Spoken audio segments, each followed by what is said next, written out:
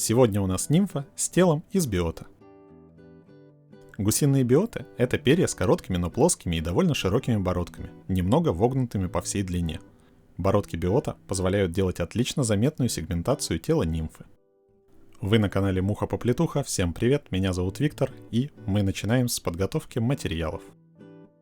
Для этой нимфы я использую джиговый крючок 16 номера и вольфрамовую головку с прорезью диаметром 2,8 мм. Это позволит нам спозиционировать нимфу под водой крючком вверх.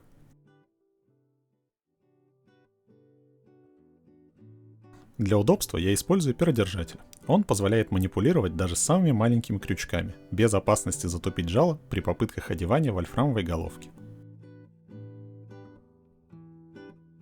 Закрепляем крючок в тисках и создаем фредбейс для закрепления свинцовой проволоки.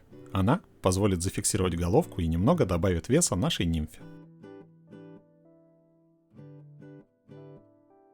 Свинцовой эту проволоку я называю скорее по привычке, потому что сейчас чаще всего для этого используют проволоку с пометкой Lead Free, то есть без содержания свинца.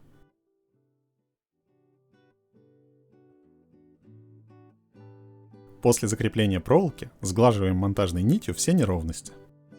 Это поможет ровно закрепить материалы в дальнейшем и создать правильную форму тела нимфы с более тонкой частью около хвостика и плавным утолщением в сторону торакса.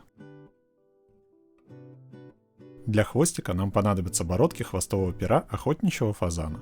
3 или 4 бородок будет достаточно. Рыба не будет в точности считать, сколько хвостиков у нимфы. Однако, слишком большое или слишком малое их количество может ее насторожить. Отмеряем и закрепляем бородки пера фазана сверху по цевью крючка. Не забываем сглаживать монтажной нитью все неровности нимфы.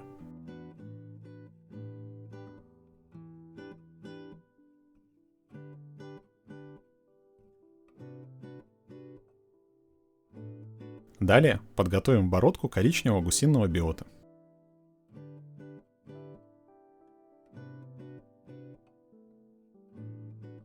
При закреплении биота важно спозиционировать его вогнутой частью к крючку. Тогда при дальнейшей намотке один из краев биота будет приподниматься и образовывать четкие границы сегментов.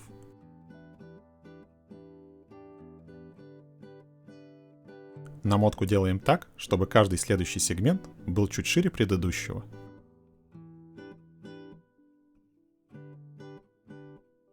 Закрепляем и обрезаем бородку биота.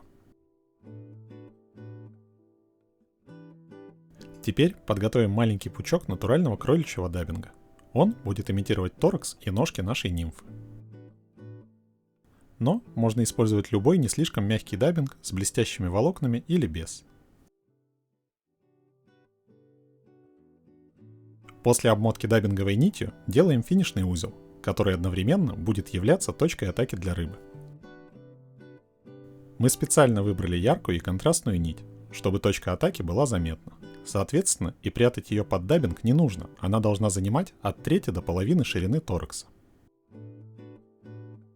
Обрезаем монтажную нить, расчесываем и расправляем материалы. Если нужно, немного обрываем лишний даббинг пальцами. Не стоит обрезать его ножницами, потому что при этом получатся слишком визуально жесткие границы материала.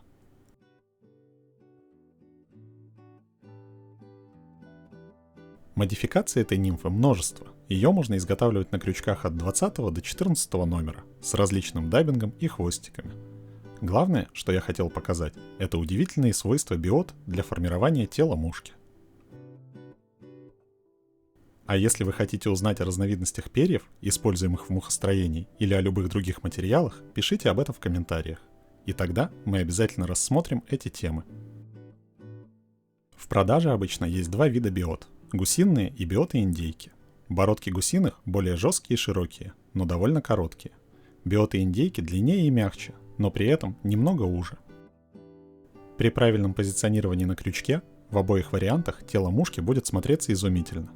Я предпочитаю для более крупных нимф использовать гусиные, а для тел некоторых эмерджеров, сухих мушек и маленьких нимф – биоты-индейки. Спасибо, что посмотрели. Всем хорошего мухостроения. Подписывайтесь на канал, ставьте лайк. Впереди нас ждет еще много классных видео. Пока.